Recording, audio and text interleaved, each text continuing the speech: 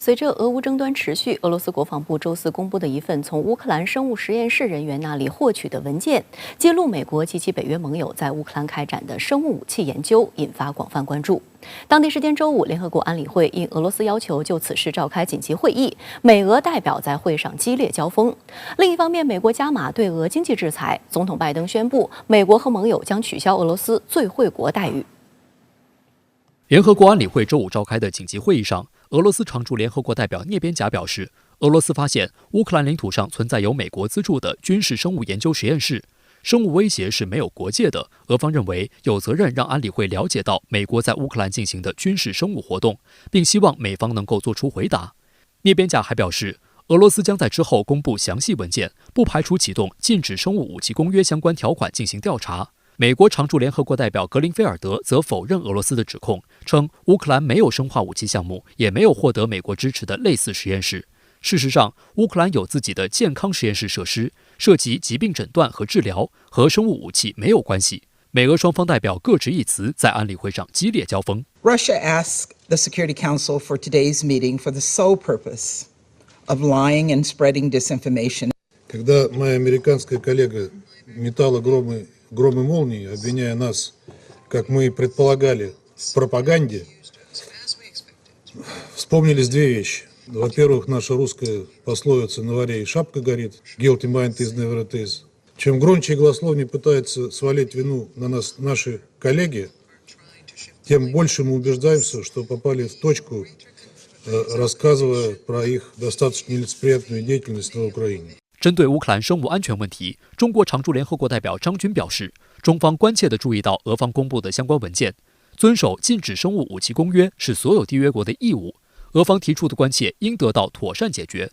中方敦促相关方切实履行公约义务，作出全面澄清，并接受多边核查。世界卫生组织已经建议乌克兰政府销毁实验室的病原体，以防止疾病传播。我们期待了解更多具体信息。当前形势下，为了民众的健康，确保相关实验室的安全至关重要。联合国安理会召开紧急会议的前一天，俄罗斯国防部公布了从乌克兰生物实验室人员那里获取的文件，揭露了美国及其北约盟友在乌克兰开展的生物武器研究，其中基辅、哈尔科夫和敖德萨的实验室被证实参与了一项持续到2020年的 UP4 项目实验，目的是研究通过候鸟传播高致病性禽流感病毒的可能性。Из всех разработанных в США способов дестабилизации эпидемической обстановки, этот является одним из самых безрассудных и безответственных, так как не позволяет контролировать дальнейшее развитие ситуации. Это подтверждается ходом пандемии новой коронавирусной инфекции. 俄方所获取的材料还显示，一些项目虽然已经完成，但是对炭疽病和非洲猪瘟致病菌的相关研究还在继续。此外，有140多个装有蝙蝠体外寄生虫、跳蚤和蜱虫的容器从哈尔科夫的生物实验室被转移到国外，还有大量来自乌克兰各地区完全属于斯拉夫族群的血清样本被转移到国外。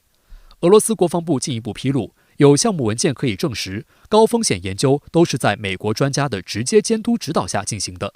另外，乌克兰研究人员的工资单则清楚地表明，美国国防部减少军事威胁办公室直接支付相关研究费用，足以证明五角大楼在资助和开展乌克兰境内的军事生物研究方面发挥了主导作用。联合国生化武器委员会前成员、微生物学家伊戈尔·尼库林则表示，美国国防部和乌克兰卫生部早在2005年就开始进行所谓的合作，也就是在乌克兰建立生物实验室。根据协议，乌克兰承诺向美国转移自己收集的危险病原体。截至2019年，乌克兰全国共有16个这样的实验室，其中10个位于基辅、哈尔科夫、利沃夫、敖德萨等100万人口以上的城市。乌克兰已经成为了美国名副其实的生物武器试验场。Эти лаборатории, они частные. Это частные подрядчики Пентагона. Но они все американские сотрудники с дипломатическими паспортами. То есть в лабораториях 3-4 уровня биобезопасности, то есть есть отсеки, куда допускаются только американцы. То есть есть там открытые, так сказать, где ведутся разработки. А то, что в закрытых отсеках, то туда попадают только американцы. То есть там у них дифференцированный подход персонала к оборудованию и материалам. Американцы на территории Украины разрабатывают, производят, хранят в больших количествах вот эти биоматериалы。针对俄方指控，美国一直矢口否认。不料，美副国务卿纽兰周二在国会参议院听证会上意外说漏嘴，不但承认乌克兰有生物研究设施，还透露美方正同乌方合作，防止俄罗斯军队取得研究材料。Does Ukraine have chemical or biological weapons? Ukraine has biological research facilities. 纽兰的表态连美国媒体都大感震惊。Trying not to use profanity on the air to describe our reaction, our jaws drop. Let's leave it there. Under oath in an open committee hearing, Toria Nuland just confirmed that the Russian disinformation they've been telling us for days is a lie and a conspiracy theory and crazy and immoral to believe is in fact totally and completely true. Whoa. 另一方面，美国继续拱火，对俄加码制裁。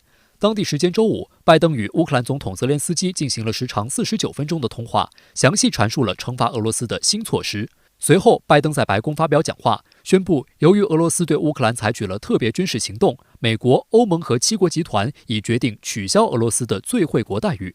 拜登同时表示，华盛顿还将禁止从俄罗斯进口酒精、钻石和海鲜。They're also the latest steps we're taking, but they're not the last steps we're going to take. Revoking PNTR for Russia is going to make it harder for Russia to do business with the United States, and doing it in unison with other nations that make up half of the global economy will be another crushing blow to the Russian economy. It's already suffering very badly from our sanctions. 根据程序，美国取消俄罗斯最惠国待遇还需要得到国会同意，但2名消息人士告诉路透社，参众两院的议员已经表示支持。报道称，此举为美国及其盟友向俄罗斯商品大范围加征关税铺平道路，将加剧俄罗斯的经济压力。美国贸易代表办公室的数据显示，2019年，俄罗斯是美国第26大贸易伙伴，贸易额约为280亿美元。